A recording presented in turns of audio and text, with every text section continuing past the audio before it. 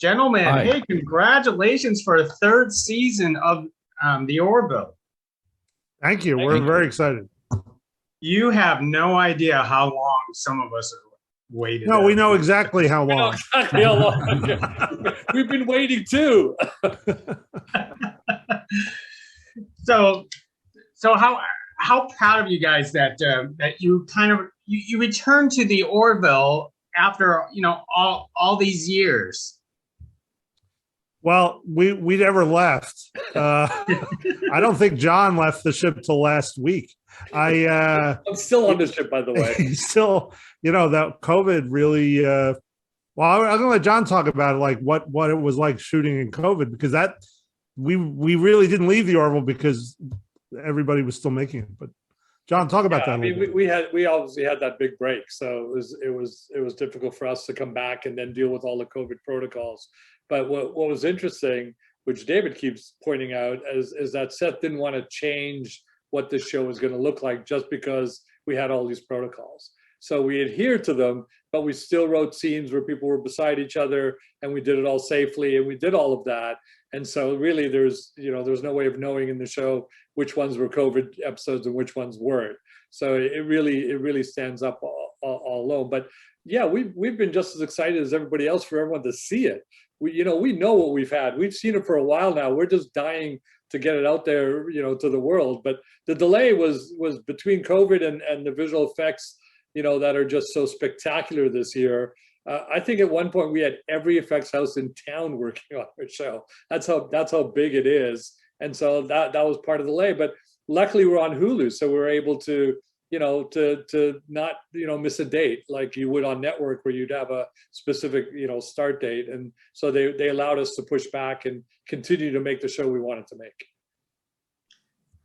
Now, 3 years is a long time, especially for a lot of fans. And I had to go back to watch a few episodes trying to get caught up again, even though I watched it the first time 3 years ago. How do you suppose fans should actually approach season 3? Do you recommend them going back and watching the first 2 seasons again, or are we looking that season 3 is going to be totally separate? It's not totally separate, and we're very careful in the episodes to make sure what's happening is clear, even if you haven't seen an episode that set something up. I mean, it's important to not be totally reliant. Is it a more rewarding viewing if you have seen prior seasons?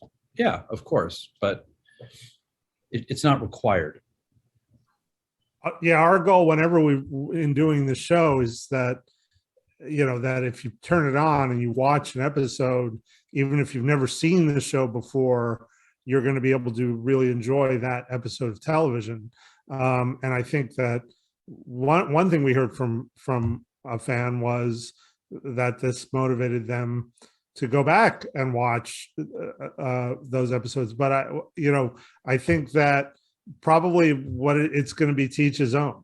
There's going to be fans who are going to turn on that first episode, having not watched it since we went off 3 years ago, and then there are people like, "Oh, new episodes of the Orville. Oh, I want to watch. I'm gonna watch the last couple just to see." But you can do it either way, and it'll be an enjoyable experience.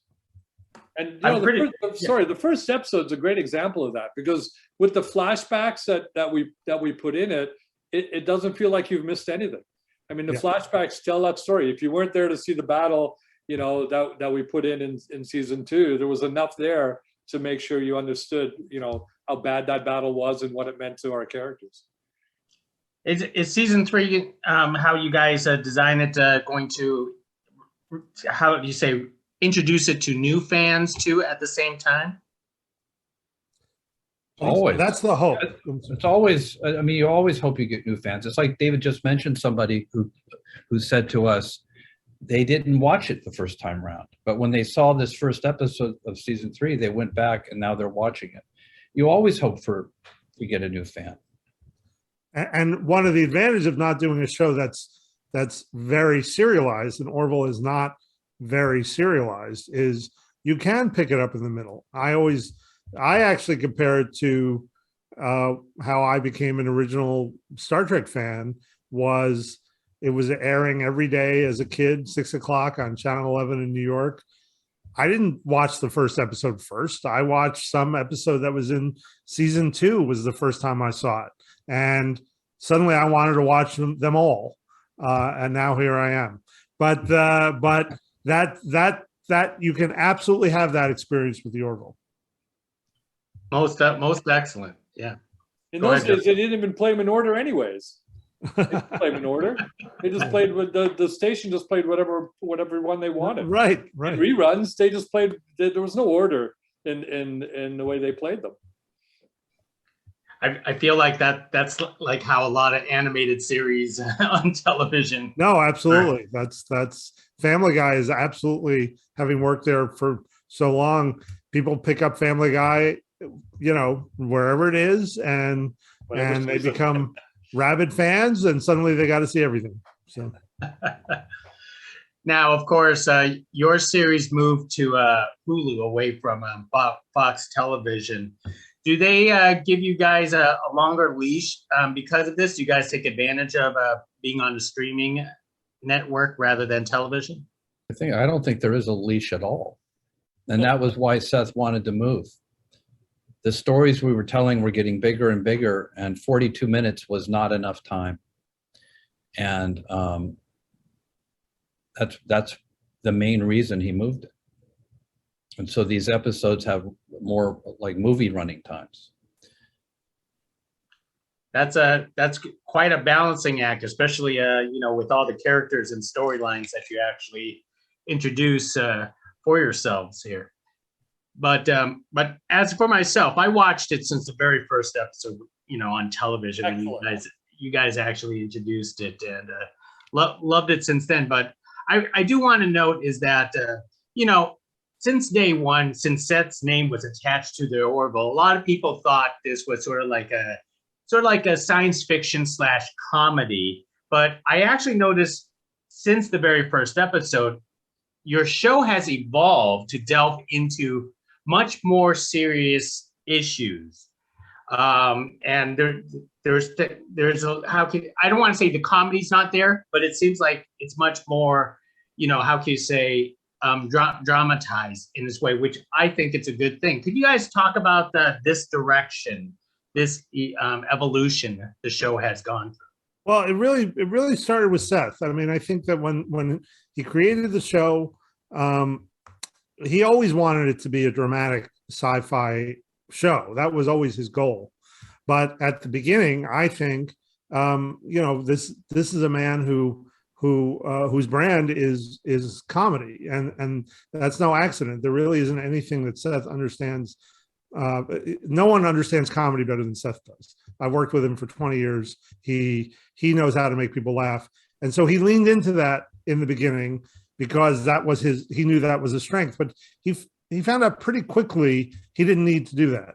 Seth is also a very talented dramatic writer and director. And once he realized that he didn't need to lean into that anymore, our show became more outwardly dramatic, but we never lost the sense of humor because our characters we're trying to make our characters real and flawed. And that's where a lot of the comedy comes from. So I think that was probably the process. But from the beginning, it was always going to be a dramatic sci-fi show. We just sort of stopped trying as hard on the comedy.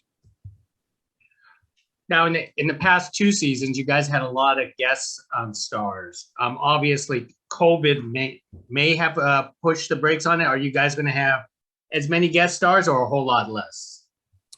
Oh, no, we got guest stars.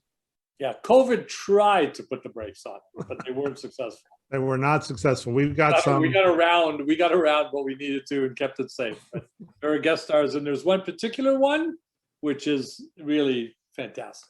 Fantastic. Can't tell you who it is. Oh, darn. I'm on the edge of my seat here, like going, and it is, and I guess not. No spoilers. Well, I guess this is sort of a spoiler. We have a new bridge and new uniforms for this. Tell us about taking advantage of that 3-year hiatus to introduce it. And you guys did a wonderful job incorporating that right off the bat into the first episode. Yeah, well, I think it was a plan right from the beginning, from on season 3 to just upgrade everything. So the uniforms got upgraded, our lighting got upgraded.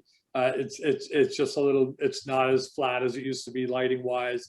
We went to a more of a letterboxed frame than we had before. People are going to notice that a little bit. The sets just became better. The whole ship got an upgrade. The carpets got thrown out. We don't have carpets in the ship anymore, so that was huge. So everything about it, the action's bigger, the visual effects is bigger. It's just a bigger, better show. And that's why we love that. Carpets don't belong on spaceships anyways. Carpets are right.